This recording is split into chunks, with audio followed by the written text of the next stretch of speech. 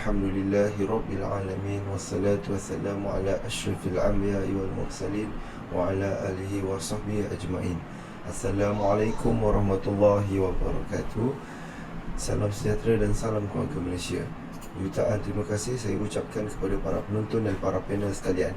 Syukur kehadirat Ilahi kerana dengan izinnya dapat kita bersua kali ini dalam satu forum ilmiah bagi membincangkan berkenaan salah satu isu yang berlaku di dalam sektor awam dan juga sektor swasta pada masa kini di Malaysia.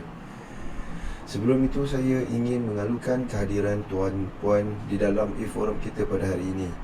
Semoga kita semua akan memperolehi manfaat ilmu yang berguna dari forum ini, insya-Allah. Saya Muhammad Azinuddin bin Jufri selaku moderator anda untuk forum pada hari ini yang akan membincangkan dan mengupas isu mengenai perkembangan teknologi komunikasi dalam organisasi. Adakah memberi impak positif ataupun negatif? Lebih-lebih lagi kita sekarang telah hidup dalam keadaan norma baru. Sebagai pembuka bicara, izinkan saya menyampaikan serangkap pantun. Pergi ke Ipoh membawa ketupat, membawa bersama keropok roka. Teknologi komunikasi banyak manfaat, mari bincangkan buruk baiknya. Jadi tanpa melengahkan masa lagi, saya memperkenalkan 3 orang ahli panel kita. Baiklah, ahli panel yang pertama, Saudara Muhammad Syahril bin Abu Daha. Saudara Muhammad Syahril merupakan pegawai di Kementerian Pengajian Tinggi. Beliau telah berkhidmat lebih kurang 5 tahun di dalam bidang pengurusan. Selamat datang saya ucapkan Cik Syahril. Seterusnya ahli panel kita yang kedua, Saudari Ermayanti binti Muhammad Yusof. Saudari Ermayanti merupakan Presiden Kongres Kesatuan Pekerja-Pekerja di dalam Perkhidmatan Awam atau nama singkatannya QPEC. Selamat datang kami ucapkan. Dan akhir sekali ahli panel yang ketiga merupakan pegawai tadbir dari sekolah swasta. Selamat datang kami ucapkan kepada Saudari Nurhana binti Jamaluddin. Baiklah, sebelum kita pergi lebih jauh, mari kita mengimbas kembali bermula pada awal tahun 2020. Negara kita dan seluruh dunia telah melalui saat getir di mana lockdown ataupun perintah kawalan pergerakan dilaksanakan disebabkan pandemik COVID-19. Seperti yang kita semua tahu, fasa pandemik telah berakhir dan negara kita khususnya telah pun memasuki fasa endemik. Teknologi komunikasi banyak diguna pakai semasa PKP sehingga kini. Bekerja mengikut penggiliran dan segalanya dilaksanakan di atas talian. Ramai yang terkesan dan teknologi komunikasi ini sangat penting. Jadi pada hari ini kita akan membincangkan sejauh manakah perkembangan teknologi komunikasi memberi impak positif atau negatif dalam organisasi, tidak kira sektor awam ataupun swasta negara kita. Jadi sebagai pembuka forum kita pada kali ini, saya ingin mengajukan soalan kepada saudara Muhammad Syahril. Baik tuan, apakah kesan perkembangan teknologi komunikasi kepada sesebuah organisasi? Adakah membawa kesan yang positif ataupun sebaliknya kepada organisasi setelah kita menghadapi fasa pandemik COVID-19? Silakan tuan. Terima kasih kepada moderator saudara Encik Azinuddin di atas soalan yang diajukan. Okey, pertama sekali Assalamualaikum dan salam bahagia saya ucapkan kepada semua hadirin dan hadirat yang saya hormati. Terima kasih kerana sudi meluangkan masa untuk hadir dan turut serta dalam forum kita pada pagi yang mulia ini. Okey. Berbalik kepada soalan tadi, sebenarnya teknologi maklumat dan komunikasi mempunyai pelbagai tarifan yang bersifat global. Pada era globalisasi kini juga, kemajuan teknologi maklumat dan komunikasi ICT menjadi semakin penting untuk setiap manusia. Manusia dan ICT seakan tidak boleh dipisahkan dan menjadi satu keperluan dalam menjalani kehidupan.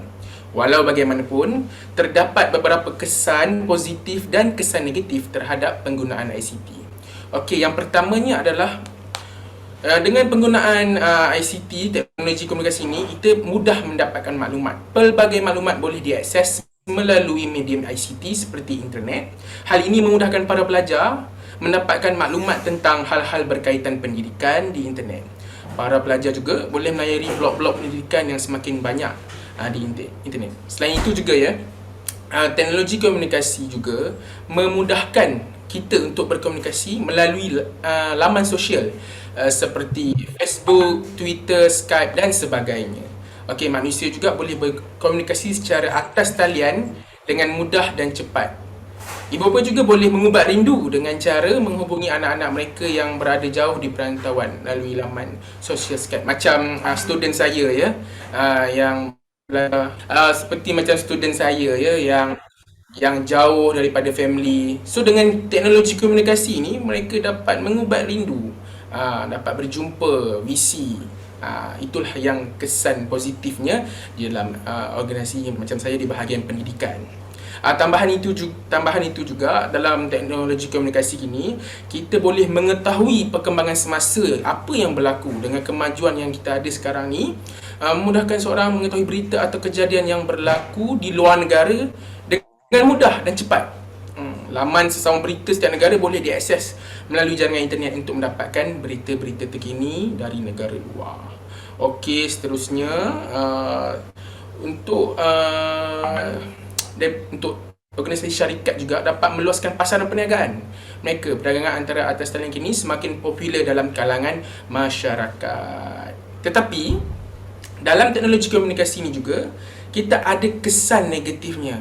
Salah satu contohnya adalah antaranya banyak membuang masa lah, sebab di dalam keseronokan melayari laman-laman sosial ini seperti Facebook, Twitter dan bermain permainan maya secara talian adalah dia lebih kesan kepada terhadap pelajar lah, yang banyak menghabiskan waktu mereka melayari internet sehingga kerja-kerja tugasan mereka abaikan. Itu adalah kesan-kesan negatif.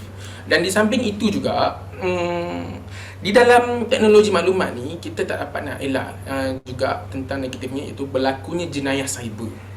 Semakin maju teknologi kita, semakin meningkat pula jenayah cyber yang berlaku. So jenayah cyber yang dimaksudkan adalah seperti penipuan secara atas talian, berlaku transaksi palsu, kesian ya yang berlaku, yang terkena macam scam kan, habis duit hilang apa semua. Benda tu tidak sepatutnya berlaku lah, tapi kita tak dapat nak elak disebabkan kesan negatif ni. Okey. Seterusnya, kesan negatif yang ada pada teknologi komunikasi adalah melayari laman sesawang yang tidak bermoral atau pornografi.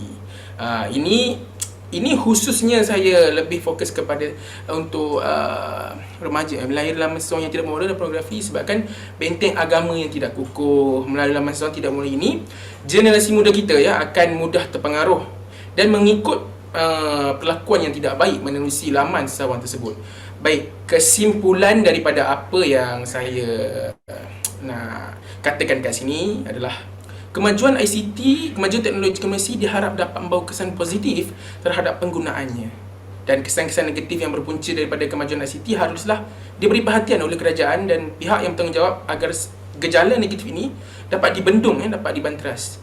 So, pengguna ICT juga haruslah lebih pengguna teknologi komunikasi juga haruslah lebih bijak dalam menilai setiap kandungan yang diterima oleh kepesatan ICT. Okey, terima kasih. Saya kembalikan serah kepada majlis beliau. Baiklah, terima kasih panel kita yang pertama. Pendefinisian yang sangat padat dan jelas. Hadirin sekalian, sememangnya kita akui penggunaan alat komunikasi dan penggunaan internet banyak membantu dalam kehidupan masa kini. Malahan, penggunaannya sudah dianggap sebagai satu keperluan bagi semua pihak, tak kira guru, pelajar, penyewa awam maupun pekerja sektor swasta. Persoalan saya kepada saudari Irma Yanti,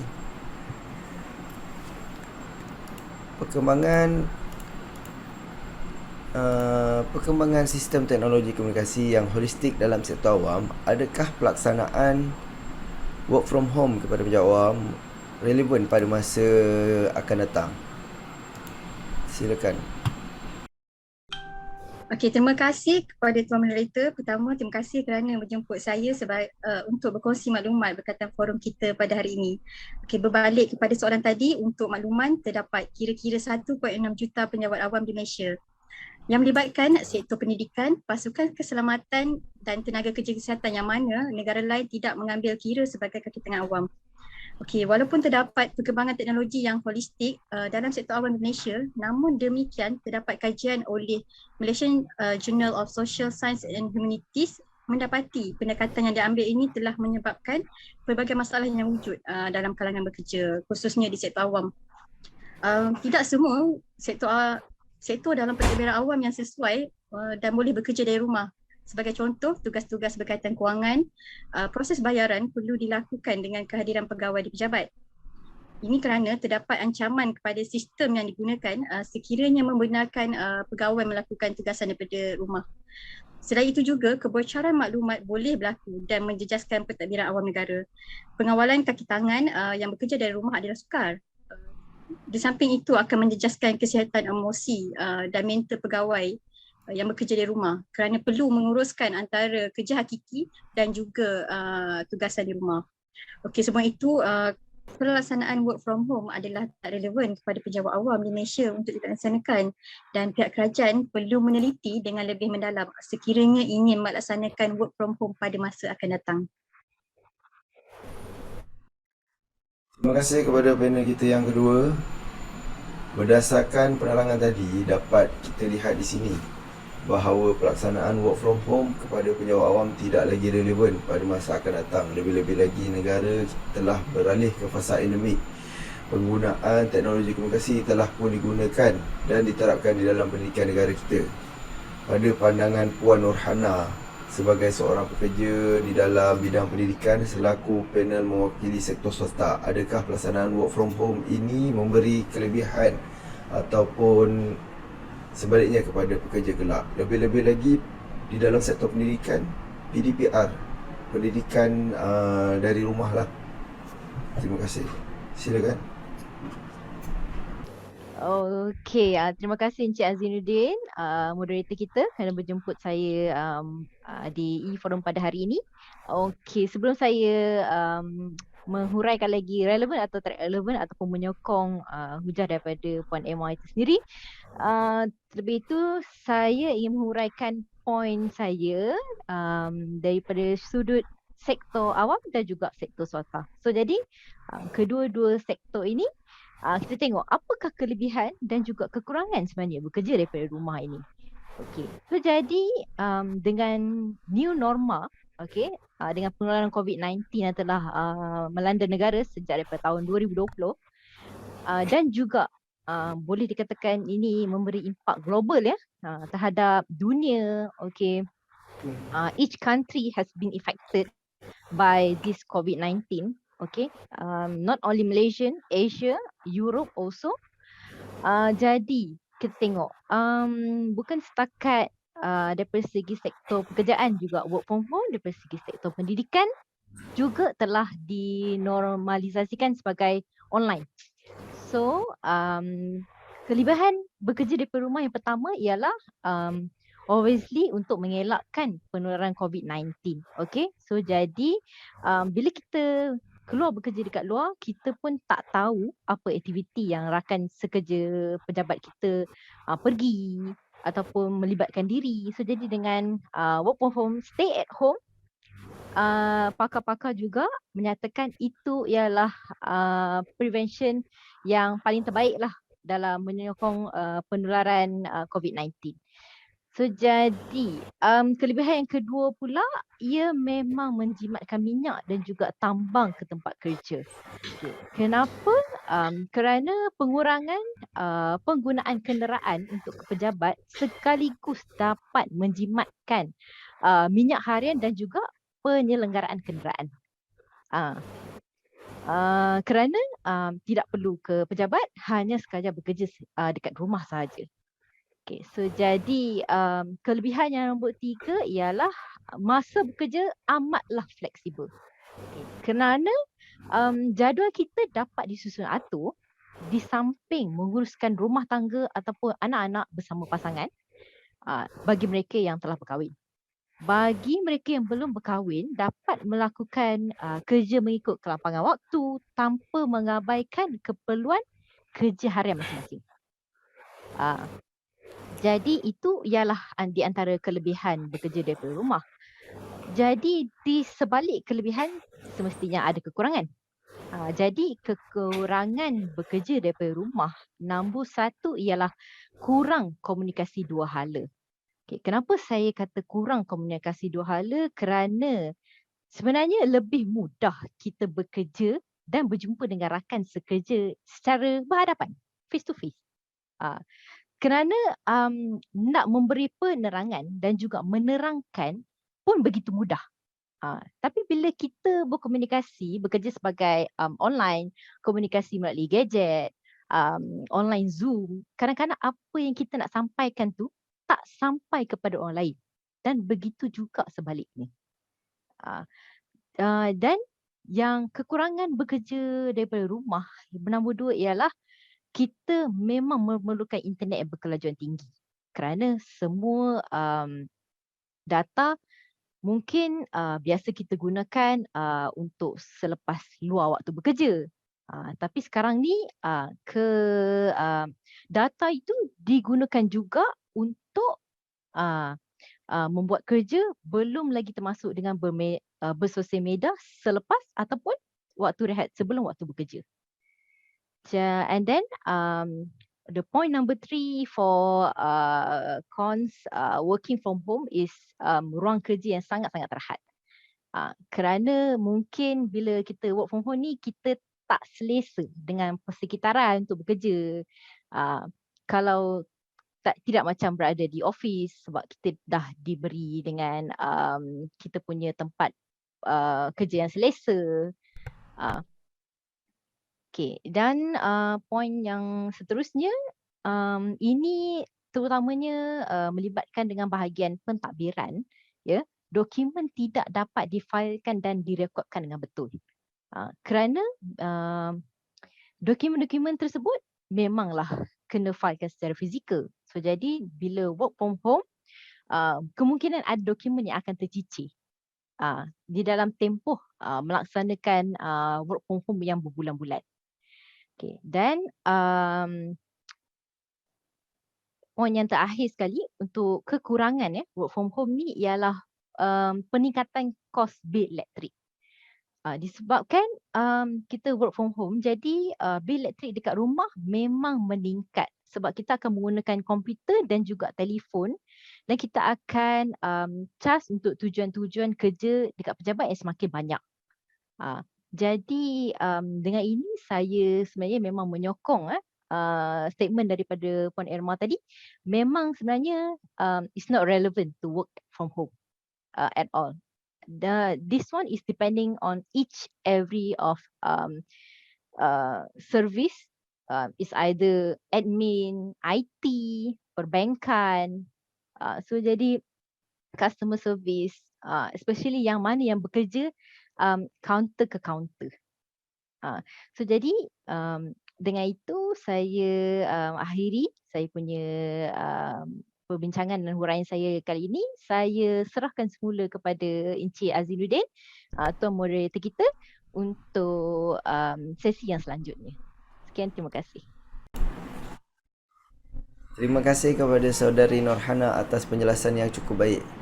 Terima kasih juga saya ucapkan kepada ketiga-tiga ahli panel kita pada hari ini kerana sudi hadir dan sudi menyuarakan pendapat masing-masing. Moga apa yang kita dapat hari ini memberikan sedikit pencerahan dan input yang bermanfaat kepada kita semua. Nampaknya masa amat mencemburui kita. Jadi sedikit rumusan yang dapat kita buat pada hari ini ialah teknologi komunikasi bukanlah sesuatu yang baru atau asing lagi dalam kehidupan norma baru.